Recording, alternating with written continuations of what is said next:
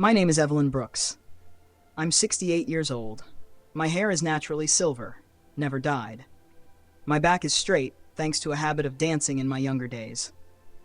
I used to be a mother, a wife, a grandmother, more like a gentle shadow walking quietly beside other people's happiness. 30 years as an accountant, and I took early retirement to take care of my grandkids. 10 years of waking early and staying up late, school pickups, birthday cakes, cutting craft paper for school fairs. No one asked, but no one said no either. You can handle it, Mom. Just 5 light words, enough to make me miss out on my own life. The Hawaii trip was my idea. I planned it, hunted down airfare, booked a resort for 10 people. I wanted the whole family, my son Jason, my daughter-in-law Emily, and their 3 kids, to spend time together like we used to. That morning at LAX, I wore the floral jacket Emily had given me last year. I arrived early, waiting with an iced latte in hand. They didn't show. I called. No answer. When I checked my phone again, there was one message from Jason. "Mom, Emily thinks it's better if this trip is just us. Sorry, we'll talk when we're back." That was it. No emoji, no promise to call. They had boarded the plane, and I was still here, with an unused ticket and a hollow chest. I didn't cry. I went straight to the restroom, washed my face, then walked outside and hailed a cab. But not to go home. I don't know exactly why I chose Portland. Maybe because Joyce lives there. An old classmate who still sends me Christmas postcards every now and then. Joyce lives alone in a little wooden house with a backyard and a lazy old cat. When she opened the door, she didn't ask anything. She just said, "I've got tea on. Come in." That night, I slept on the window couch, listening to the wind and a cat wheezing softly. For the first time in years, I didn't belong to anyone. And that felt okay. The next morning, I walked around town and saw a little cafe with a sign in the window. Part-time help wanted. I walked in and asked if the position was still open. The woman behind the counter looked me over, then nodded. "Can you start Monday?" And I began again, with empty hands and a heart that was finally learning when to be silent. I never told Joyce what happened at the airport. She didn't ask. We lived like 2 ordinary women, sharing chores, simple dinners, and conversations about plants and the years no one talks about. I didn't call Jason, didn't text. I didn't want to hear him apologize for a misunderstanding or stress, or worse, that Emily needed space. I had already given them all the space they wanted. Now I was keeping a small corner of it for myself. I didn't have a grand plan. Each morning, I'd wake up in Joyce's little living room, make tea, and sit quietly with her as we watched the mist settle over the backyard lawn. Each day, I walked 3 blocks to the cafe, tied on an apron, learned how to make lattes, wipe tables, count change, learning again how to exist in this world without having to be a mother, a grandmother, or the one holding everything together. The cafe was called Blue Fern, small, warm, always smelling of baked cinnamon rolls. The owner was a woman in her 40s named Lana, sharp-eyed, quiet, but fair.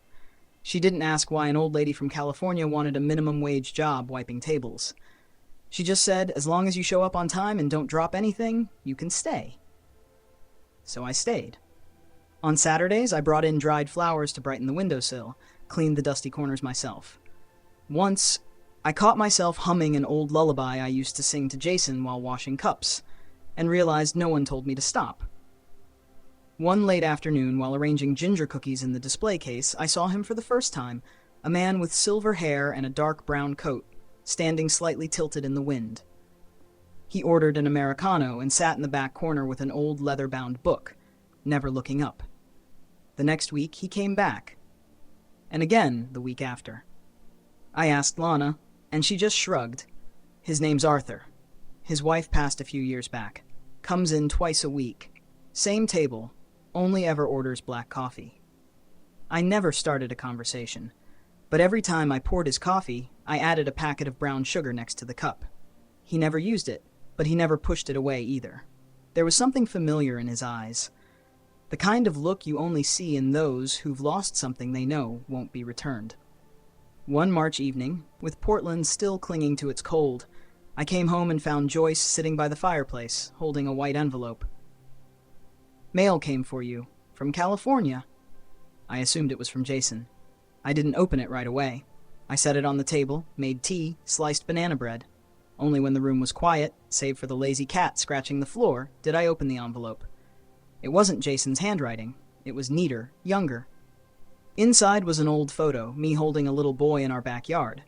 I remembered that day. He had cried because Emily wouldn't let him have ice cream, so I lifted him up and pretended he was an airplane. We both laughed. On the back of the photo, 5 words were written. I remember. I always remembered. Kieran. I rested my hand on the picture. My heart didn't break, it simply quieted. Like a melody paused too long on a single rest. Kieran, my eldest grandson. 19 now. A college student. He used to sneak into my room when his parents fought. He once told me I was the most trustworthy grown-up he knew. I wasn't ready to write back. But that night, I placed the photo beside my bed, next to a small candle. I didn't cry. I just felt remembered. And there's nothing more precious in the world than that. A few days later, Arthur came into the cafe around noon. It was drizzling lightly. I was wiping down the counter when he walked in, coat soaked. I poured his coffee and laid a napkin beside it. This time, he looked up and said, "You changed the pastry." I blinked. "Yes, I baked it. Cinnamon with orange zest." He nodded, lifted the plate, then added, "Tastes like someone who's known grief, but didn't give up on sweetness." I smiled. Not the polite smile of a server. A real smile. Something that hadn't surfaced in a long time. A smile of being seen. When I left that day, the rain had stopped. I tilted my face toward the sky, catching the last droplets of mist. Joyce was waiting on the porch, holding a pair of rain boots she'd found at a flea market. "I figured you'd need something sturdy for spring." I tried them on. They fit perfectly. I used to think I'd grow old in a familiar armchair, surrounded by framed family photos and the sound of grandkids laughing in the yard. I thought the ending of a life looked like summer reunions, full dinner tables, and holidays where someone waits for you to arrive. But sometimes the real ending is actually a beginning, quiet, unexpected, and not needing a welcome. In Portland, I started over, bit by bit. I used what little savings I had left to buy a new phone. No Jason's number, no Facebook, no family group chats. Just a few contacts. Joyce, Lana, the cafe owner, and emergency services. So much lighter that way. I started writing. Not letters, not a diary. Just scattered notes about cafe customers, the way Arthur furrows his brow when he reads, the sound of sparrows in the morning. Small things, seemingly meaningless, but together they were pieces of proof that I was still living. I stopped waiting for anyone. Joyce offered to split the rent. She said it jokingly, but I knew she meant it. "Nothing makes 2 old ladies feel freer than sharing the utility bill," she quipped. We divided chores by day. Monday laundry, Wednesday watering plants, Saturday farmer's market. Everything had rhythm. And for the first time in many years, I lived not out of duty, but out of a clear sense that this was what I chose. That worn-out kitchen became a place I loved. I learned to make orange marmalade, rye bread, and Joyce's favorite beet soup. Every meal was a quiet affirmation. I was still here, not haunting someone else's home, but actively creating warmth in one.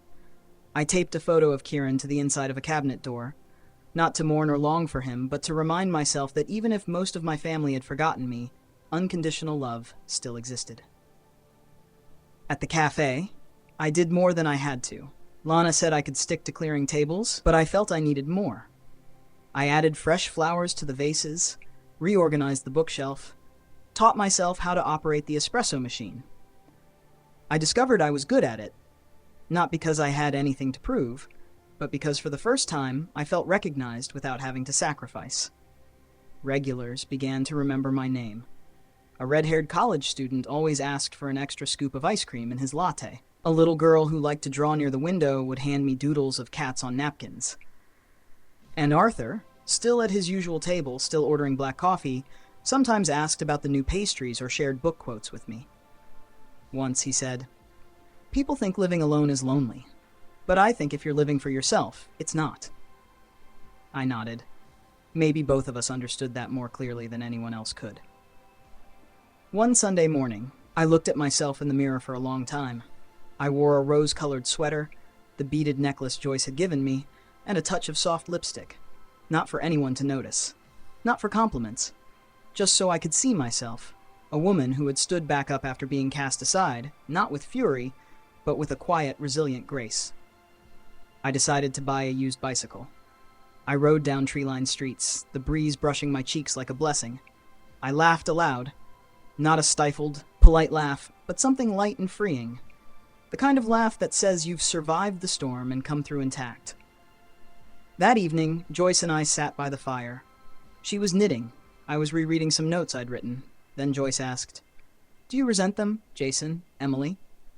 I was silent for a while. Not in the way that makes me want revenge. But I feel sad. Not because they hurt me, but because they lost me. A mother they could once lean on. That version of me doesn't exist anymore. Joyce nodded. She didn't say anything else. Some things just need to be said aloud, not fixed. Each day, I choose to live as if I'm just beginning. No regrets. No pretending. I help Joyce tend the backyard, where we've started growing herbs and lavender. I signed up for a cooking class at the community library. I mailed Lana a thank you card. Not because she gave me a job, but because she believed I still had value. No one refers to me as somebody's grandma or so-and-so's mother. I'm just Evelyn. And I like that. For the first time in a long while, I'm not defining myself through someone else, not through roles or sacrifices, just through the small decisions I get to make. The kind of tea I drink in the morning, or the way I want my name to be said. I may have lost a family, but I found myself. And maybe, just maybe, that's what matters more. Spring in Portland was so gentle it felt as if heartbreak had never existed anywhere else in the world. Azaleas bloomed along every walkway. Joyce planted more mint. I learned to make lemon tarts at the community center. A small kitchen, older folks, few smiles, but all genuine. In the afternoons, I rode my bike through sunlit streets, jacket fluttering behind me like a flag of peace. My heart as calm as a lake after a storm. I didn't think about Jason. I didn't dream of Emily. I didn't check to see how they were living. I had removed my name from the family insurance plan, closed our shared accounts, and cut every thread of attachment. I didn't feel angry. I didn't seek forgiveness. I simply left, the way a bird once wounded chooses to fly in a different direction across the sky. But the past, like a starving animal, never stays quiet when you stop feeding it. The first sign came on a Thursday morning. I was wiping down the cafe counter when Lana held up her phone and half joked, "Your name's Evelyn Harlow, right? What did you do to end up in the news?" I froze. "What news?" She handed me her phone, a local California news site. Headline, "Beloved grandmother missing, family desperately seeks public's help." Below it was a photo, me holding Kieran in the backyard, smiling faintly. A photo pulled from my long-deleted Facebook. And beneath that, words that made my stomach twist. Evelyn Harlow, 68, described by her family as a kind and loving grandmother, has recently shown signs of depression and possible memory decline. She left home following a minor misunderstanding on a family trip and has not contacted relatives since. The family fears for her safety and urges anyone with information to come forward. I set the phone down. It didn't hurt. At least not the way betrayal usually does. It felt more like a slow, sour nausea. Like someone had just called me a broken doll. Useless. Misplaced. Something to be recovered, not a living, thinking person who made a choice. That evening, Joyce read the article in full. She lit a cigarette, something she rarely did, and watched me through a wisp of smoke. "They sure know how to spin a story." I didn't reply. I was staring at my cooling cup of tea, not cold inside, just sharply, bitterly awake. "They're not worried about me," I said slowly. "They're worried because they can't control me anymore. When I stopped transferring money, stopped babysitting, stopped paying the bills, suddenly I became missing." Joyce exhaled a dry laugh. "Love only matters to some folks when they still hold the leash, huh?" The next day, a man in a suit walked into the cafe. Slick hair, rushed demeanor, file folder in hand. When I brought his coffee to the table, he looked up and his eyes widened slightly. "Mrs. Harlow?" I set the cup down. Said nothing. "I'm the attorney representing Jason Harlow. We're relieved to have found you. Your family has been extremely concerned." I pulled out a chair and sat across from him. Calm, steady. "I'm not missing," I said, meeting his eyes. "I left. On purpose. With reason. And I don't intend to be pulled back in." He slid the file toward me. There are certain assets in your name. Jason only wants to ensure they're managed properly. He's just trying to protect you in case you're no longer fully capable of. I laughed. Short, quiet, but sharp enough to color his cheeks. I'm not confused, sir. I've simply woken up after years of being lulled to sleep by obligation, and now I choose silence, not out of weakness, but because I've lost all interest in playing the puppet in someone else's play. I didn't sign a thing. I didn't say goodbye. I stood, removed my apron, and asked Lana for the rest of the day off. That evening, I wrote a letter. Not to Jason, to Emily, the woman who always said, "Thank you, Mom," during the holidays, but whispered behind my back that I was controlling. I didn't soften it. I didn't wrap it in kindness. Emily, I know what you think of me. I don't blame you. Not anymore. I let myself be used for so long. It's no wonder you mistook it for obligation. But that chapter is closed. I've started living, not just surviving, but living. Not for Jason, not for the kids. For me. Stop acting out tragedies in the media. I am not mentally unwell. I'm just no longer sedated by your idea of the perfect grandmother. Be well. But stop looking for me. Evelyn. I folded it, sealed it, and dropped it into the mailbox at the corner of the street. When I returned, dusk had fallen. Joyce was watering the herbs. The cat lay curled by the porch step. I stood there for a moment, listening to the crickets, then stepped inside. It felt like I had finally shut the last door of a long chapter. Not in pain, not in regret, but in quiet finality. I don't know if they ever read the letter. Maybe Emily ripped it in half. Maybe Jason folded it and tucked it away. But that doesn't matter, because this isn't their story anymore. It's mine, and I've just reclaimed the pen. I wasn't waiting for a reply. I wasn't hoping for an apology. That letter to Emily was a period, not a comma. I chose to speak plainly, not because I need them to understand, but because I needed to hear the voice I'd silenced for far too long. Joyce told me I should burn the original letter. I didn't. I tucked it into a drawer beside the photo of Kieran and an old book of poetry. Not to remember, but to remind myself I was once soft enough to be broken and strong enough to walk away from it. A week later, I got a message from an unknown number. "Hi, Grandma. It's Kieran. I found you. Can we talk? Just talk." I stared at those words for a long while. Only 7 of them.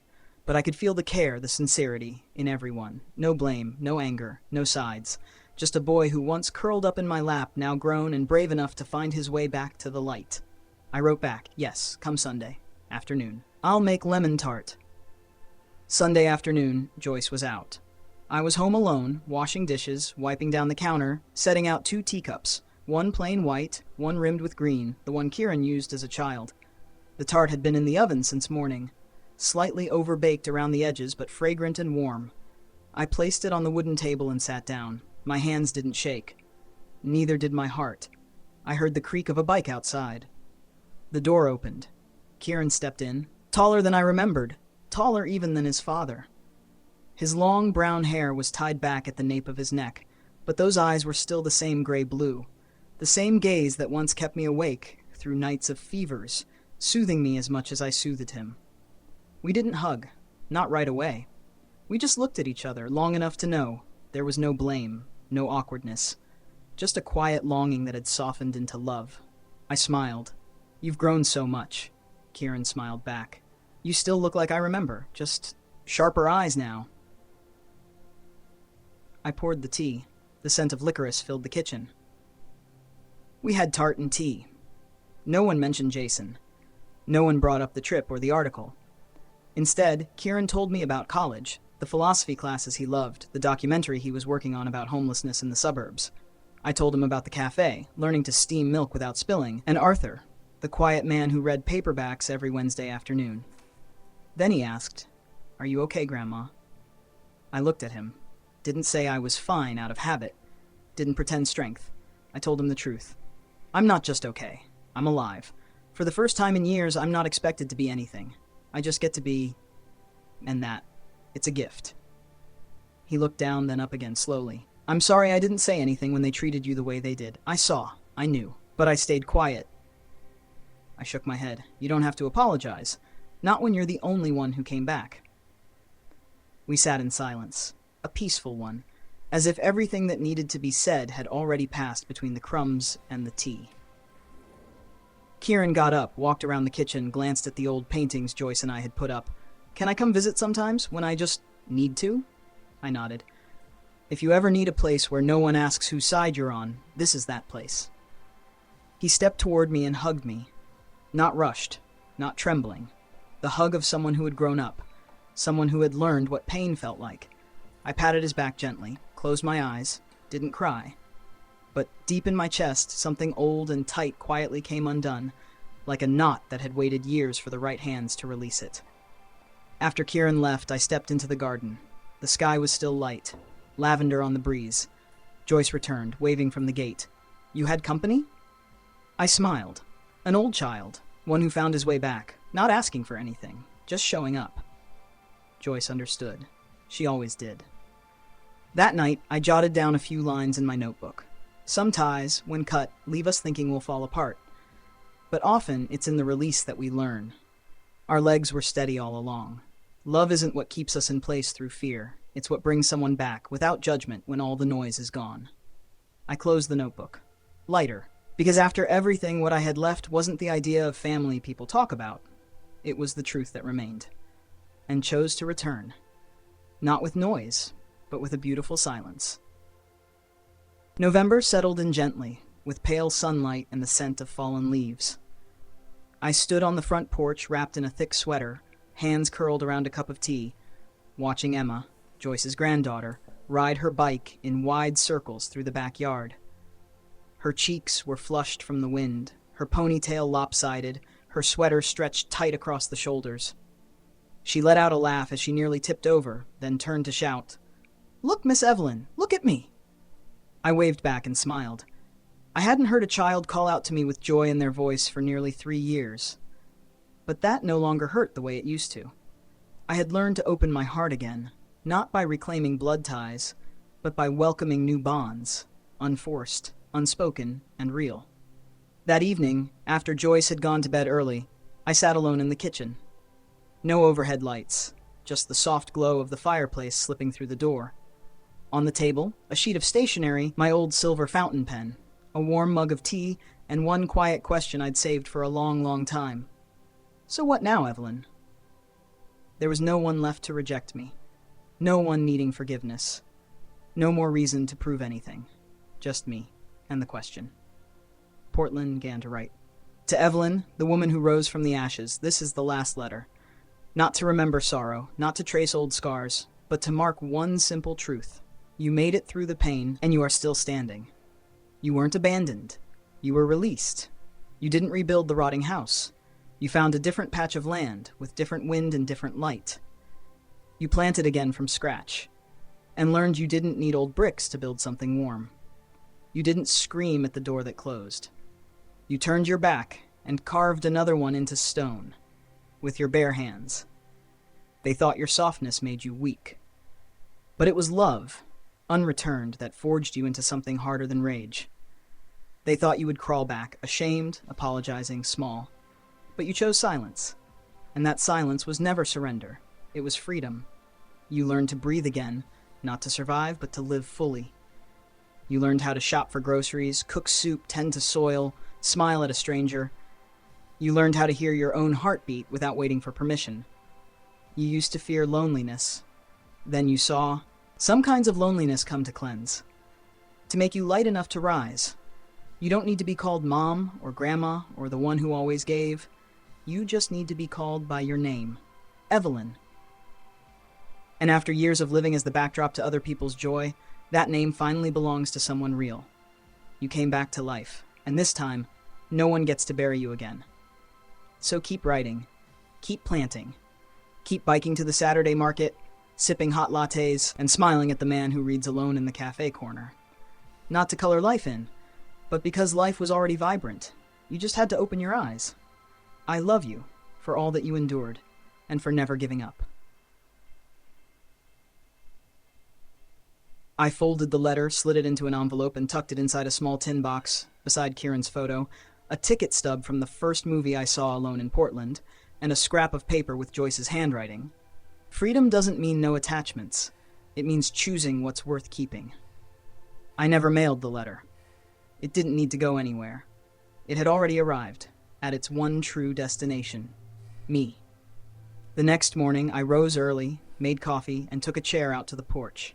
Arthur showed up, as he always did, with a new book and 2 croissants. He placed them down beside me, sat beside me, said nothing. I handed him the last slice of yesterday's lemon tart. "It's more sour than usual," I said. He chewed thoughtfully. "Yeah, but better that way." I smiled, not the polite smile of someone trying, the real kind, the one you wear when you've come so far, you no longer need to look back. At this point, I no longer think about endings.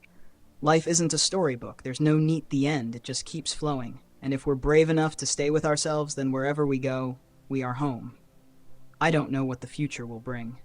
Maybe one day I'll grow frail, forget names and days, sit by the window counting all the times I've been hurt. But I believe, when that day comes, there will be someone next to me who looks at me not with pity, but with the respect given to those who dared to rise. Because I am Evelyn, no longer the one left behind. I am the one who chose to walk away. And that makes all the difference.